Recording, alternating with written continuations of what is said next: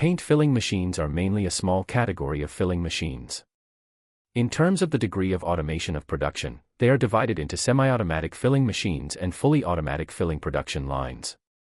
In terms of the nature of the filling materials, they are divided into explosion-proof filling machines and ordinary filling machines. Filling method: ordinary submersible filling and lifting submersible filling.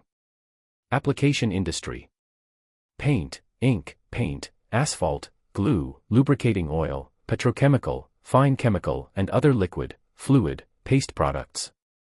Main features: 1. The system filling machine adopts weighing filling with high metering accuracy and is not affected by the material. 2. The feeding valve composed of fast addition and slow addition can not only increase the filling speed but also improve the filling accuracy. 3. The metering range is large and the metering error is small.